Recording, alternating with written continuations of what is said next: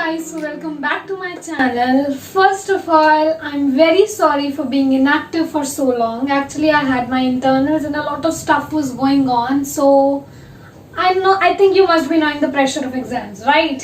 So yeah, that's why I was not able to make much videos. I mean no videos, right? But I can assure you that now I'll be active and I'll be posting as many videos as I can. And also I just want to thank all of you for 300 subscribers. I know for most of you, like, it does not matter, it's not that very much a big thing, or that it's not that big deal, but for me it's a very big thing. So I just want to thank each and all of you who subscribed, who supported me, and just want to say keep supporting, keep showing your love towards this channel. And just want to say, if you like my videos, then you know what you have to do, right? Subscribe. Also make your friends do subscribe too, right? So in the previous lectures we have talked about nutrition part, the nutrition present in a bacteria, wherein we talked about the photoautotrophic nutrition, heterotrophic nutrition, and all that. So if you haven't watched that video, I'll provide the link in the description. Please go check it out, right? So for today, our topic of discussion will be the reproduction in Monera or bacteria, right? So let's go to the video.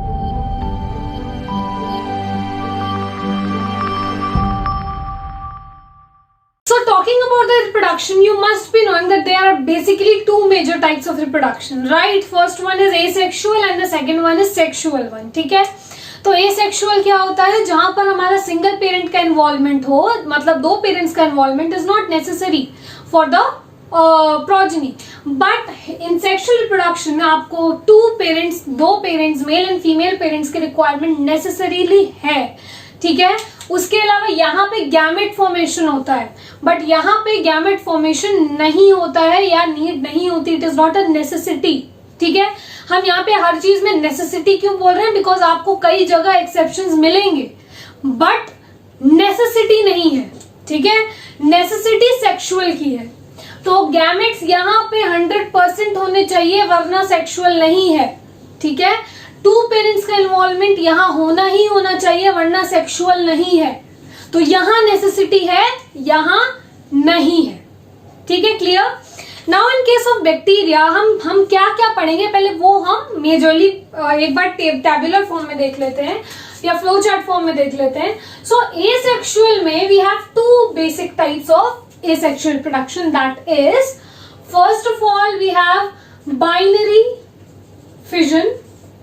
This is a very common one, है ना? ये भी आपने सुना होगा कि जब एक सेल दो सेल्स में, टू डॉटर सेल्स में डिवाइड कर जाता है, that is binary fission. And the second one is spore formation, right?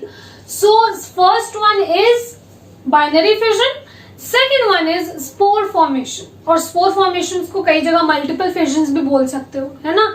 So depending upon कि कैसे हो रहा है, हम एक ही प्रोसेस को कई सारे नाम भी दे सकते हैं, ठीक है? Now in sexual reproduction we'll be talking about three basic types, which is conjugation, transformation and transduction. तो जो बेसिक डिफरेंस होता है ना तीनों के बीच में, वो क्या होता है? कॉन्जुगेशन में you will see that there is a physical link between the two bacterias, and using that physical link the bacteria is transferring its genetic material to the another counterpart or another organism, bacteria, ठीक है? But transformation and transduction में physical link नहीं होती है कोई। कैसे होता है ट्रांसफॉर्मेशन में एक बैक्टीरिया अपना जेनेटिक मटेरियल मीडियम में रिलीज कर देता है, एंड बाय द मीडियम ये दूसरा बैक्टीरिया अगर विसिनिटी में आया तो वो उसका जेनेटिक मटेरियल इनकॉर्पोरेट कर लेगा एंड बन जाएगा, क्योंकि अब अगर ए बैक्टीरिया के पास बी बैक्टीरिया का इनकॉर्पोरेट हो गया है जेनेटिक मटेरियल, तो उसके पास अपने तो जीन्स हैं ही, बट बी के भी जीन्स आ गए, तो अब वो किस तरीके का बिहेव करने लगेगा, बी के तरीके का भी बिहेव करने लगेगा. That's why we call that bacteria as transformed bacteria and we call the whole process as transformation. Done? हम नॉर्मली बोलते हैं ना क्या ट्रांसफॉर्मेशन किया है उसने, पहले वो मोटा था फिर वो पतला हो गया, बोलते हैं ना नॉर्मल लाइफ में. क्या मतलब है कि एक तरीके से हमने एक बहुत बड़ा चेंज देखा, ठीक है ना. या कई बार आप पर्सनालिटी के बेसिस पे बोल सकते हो, आप बिहेवियर के बेसिस पे बोल सकते हो कि पहले तो यार वो बड़ा पोलाइट था, अब वो कितना रूड हो गया है, कितना मतलब ट्रांसफॉर्मेशन हो गया है एकदम. सो ये क्या है बेसिकली कि आपने एक कैरेक्टर को देखा, ऑब्जर्व किया, and then you are seeing the same person is behaving differently now, है ना. तो वो क्यों हुआ, बिकॉज उसमें कुछ नए कैरेक्टरिस्टिक्स आ गए हैं. एंड वो नए कैरेक्टरिस्टिक कहां से है, उसके बहुत सारे रीजन हो सकते हैं, but in bacterial transformation reason is the incorporation of genetic material from the surrounding medium. ठीक है. ट्रांसडक्शन क्या है, transduction is also a process जहां पर अब मीडियम नहीं है, जहां पर एक another kind of organism that is bacteriophage. First of all, what is bacteriophage? Bacteriophage are viruses that infect bacteria. तो bacteriophage में नाम में बैक्टीरिया है, बट एक्चुअली वो है क्या, वायरस. तो वो वायरस जो कि बैक्टीरिया को इन्फेक्ट करने की टेंडेंसी रखते हैं, they are known as bacteriophage. So they act as a kind of vectors and they transfer the genetic material from one bacterium to the another bacterium. ठीक है. अब वो कैसे करेंगे वो हम आगे पढ़ेंगे, बट ये मैंने बेसिक आपको एक आइडिया दे दिया है कि what are the means of reproduction that we are going to study, right. So first of all we'll be talking about the binary fission. So first of all we'll be talking about the asexual reproduction and the first part is the binary fission, है ना. तो binary fission नाम से क्या पता चलता है कि बहुत सिंपल सा प्रोसेस होगा जिसमें कि एक सेल जो है वो डिवाइड करता है to form two daughter cells, है ना. बट एक्चुअली होता क्या है, बाइनरी फिजन जो एक प्रोसेस है ना, इस प्रोसेस में एक काइंड ऑफ सिमिलैरिटी दिखती है विद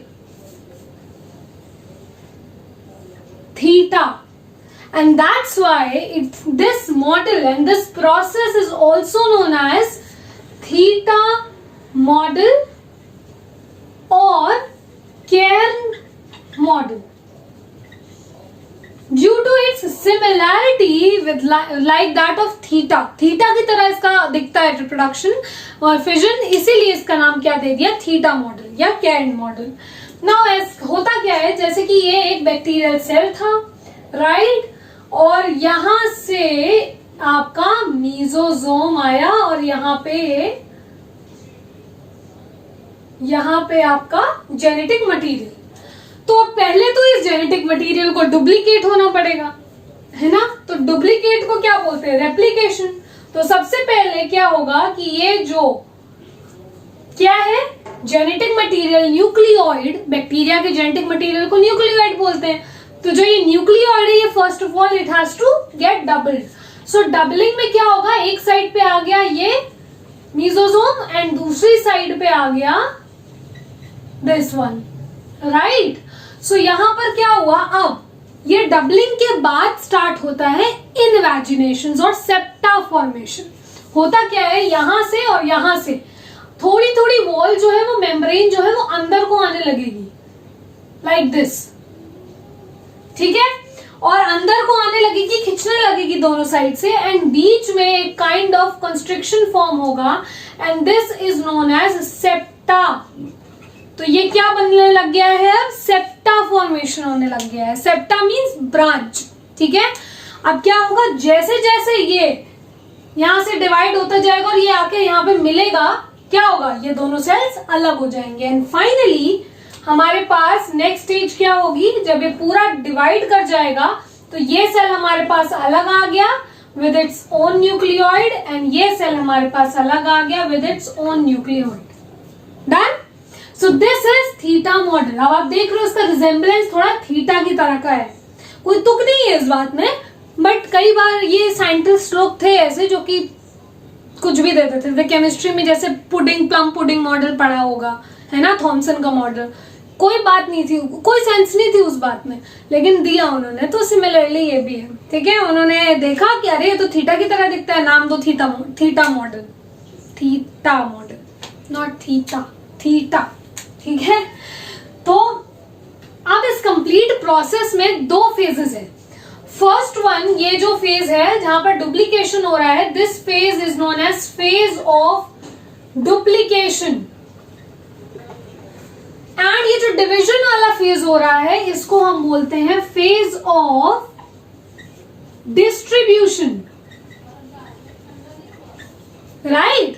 तो ये होता है binary fission, wherein a single cell by forming a kind of theta-like structure forms septa by invaginating membrane structures and finally meeting to divide the 2 cells, and now that one parent cell is divided into 2 separate daughter cells, ठीक है। So this is the process of binary fission. So the second form of asexual reproduction is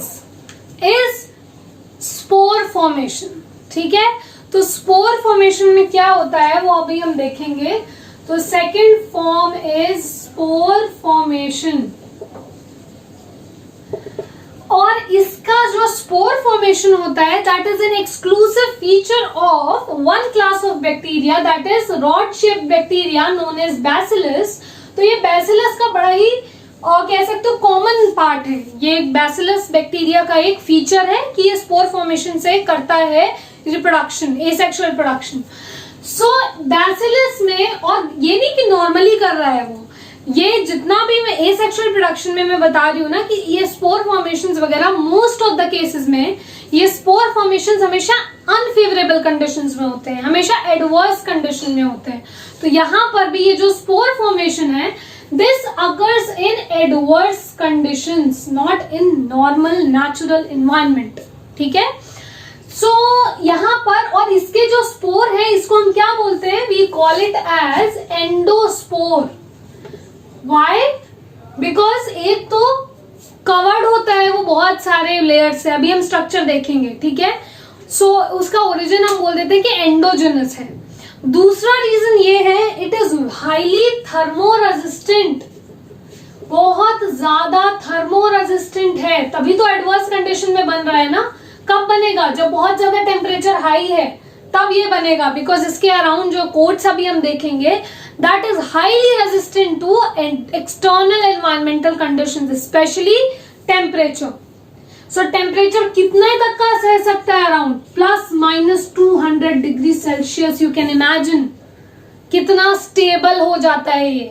usually आप देखते हो bacterial growth को अगर आप 50-60 degree Celsius तक भी ले जाओ आराम से वो खत्म हो जाती है। सिमिलरली अगर आप कोल्ड कंडीशन, फ्रिज में आपकी माइक्रोबियल ग्रोथ नहीं होती है यूजुअली, है ना। तो आप सोच सकते हो ये क्या बता रहा है, +200 degree Celsius as well as -200 degree Celsius. तो इतना स्टेबलाइज कर देता है ये endospore. Also single endospore will give rise to 1 bacteria only. So can this be called as a multiple fusion? No, ठीक है। तो यहाँ पर मैंने बताया था ना, स्पोर फॉर्मेशन बहुत सारे टाइप के हो सकते हैं। कई जगह पे आप देखोगे अमीबा के केस में, जैसे अभी हम पढ़ेंगे, वहां पे सूडोपोडियोस्पोर्स बनेंगे एक वॉल के अंदर बहुत सारे, वो मल्टीपल फिजन है। बट ये क्या हो रहा है, this is a spore formation. तो ये मल्टीपल फिजन नहीं है, बिकॉज एक स्पोर से एक बैक्टीरिया बाहर आ रहा है, ठीक है। अब जरा इसका स्ट्रक्चर देख लेते हैं एंडोस्पोर का। तो एंडोस्पोर का स्ट्रक्चर जो है उसके अराउंड 4 वॉल लेयर्स आप पढ़ोगे, ठीक है।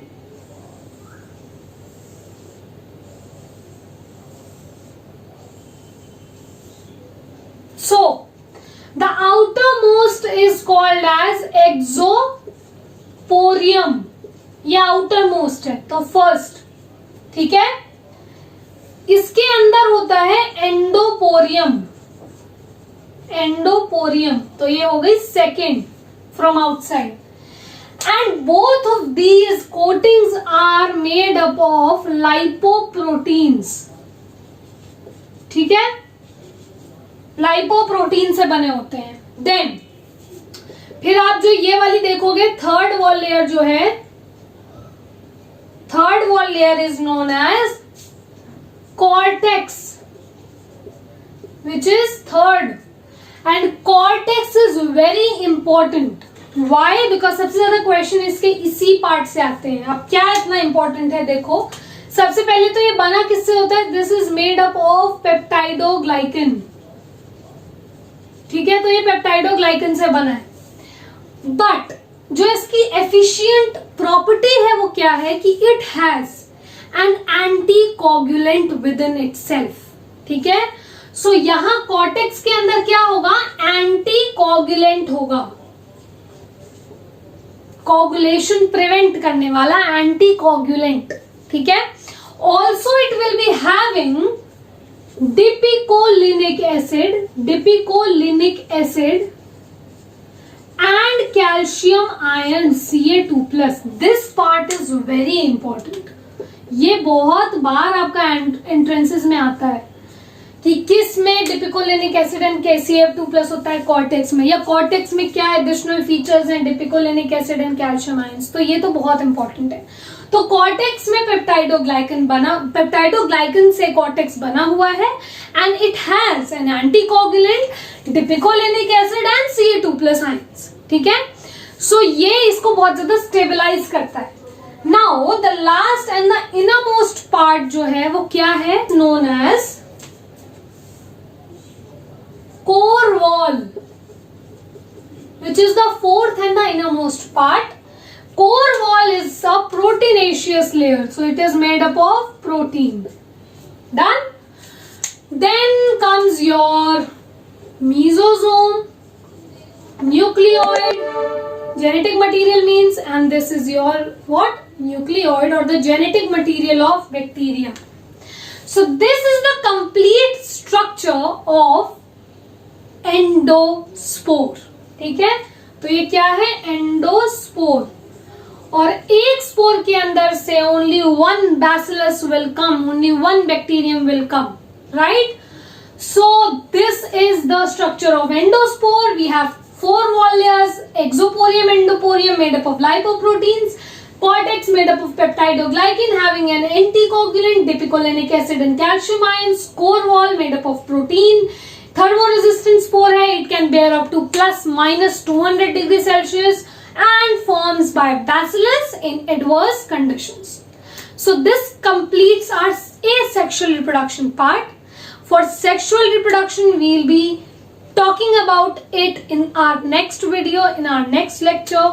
So if you have any doubts, any suggestions, please do comment and just keep supporting, right? So for the next lectures, stay tuned.